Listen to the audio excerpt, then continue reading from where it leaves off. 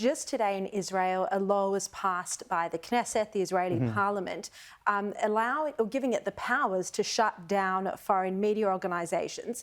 This has widely been reported that it's targeted at Al Jazeera. Can you tell us some of the problems with Al Jazeera and how it's been operating? This is one of the best decisions that Israel made. You know, we're living in a time where, you know, and even in the Arab world, Al Jazeera is not necessarily known as a news network, but as a news creation. They create the news, and there's two perfect examples of that, one recently and one at the beginning of the war. It was largely reported that Israel struck a hospital with rocket fire early on in the war.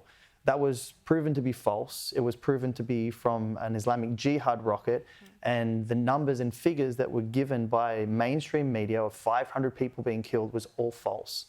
Now, It was only 50 people in a car park, and then the hospital was still standing.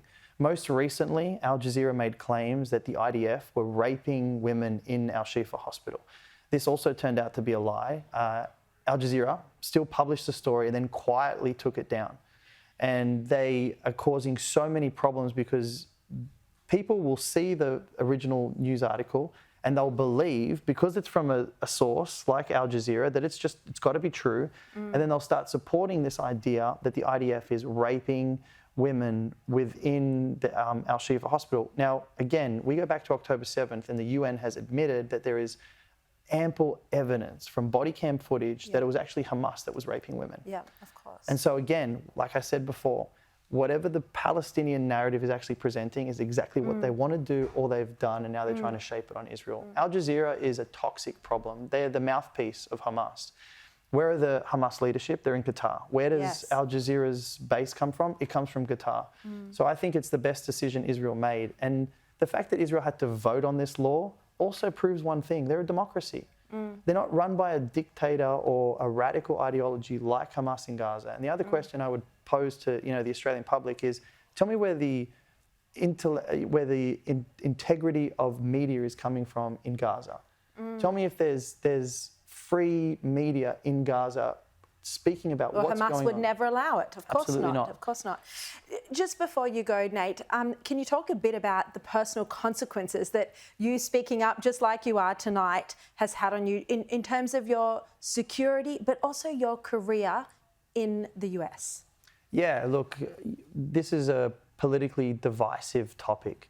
And for whatever reason, the trendy position to sit in right now in our current history is to support a Palestinian movement, which is ultimately supporting a terrorist organisation called Hamas. Because it's the current government in Gaza. Because it's the current government in Gaza.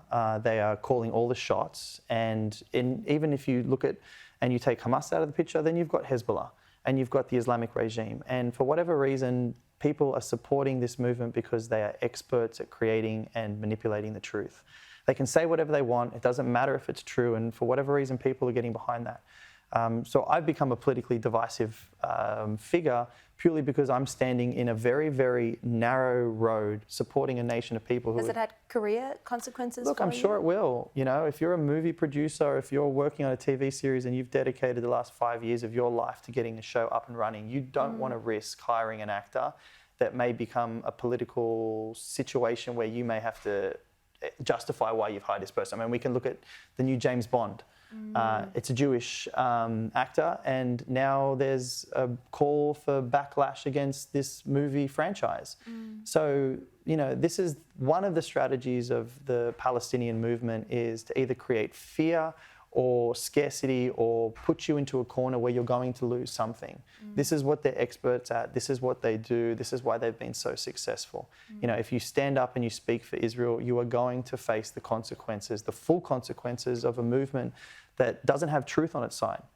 And when you don't have the truth on your side, you have to use other tactics to push your agenda, which is violence, fear, intimidation, everything we're seeing in these marches and these protests. And it's incredible, despite all the hate that I know you get, that you still have the courage to speak publicly, to live in Israel, to post on your social media, to report what's happening, to go to the sites of the massacre. Nothing is making you back down. You have the strength, the internal fortitude. Yeah, this is the Christian mentality. Jesus has very, very strong words to those who truly want to follow him. And he says, if you were like the world would love you. But he says, because you're not of the world, they're going to hate you because they hated me first.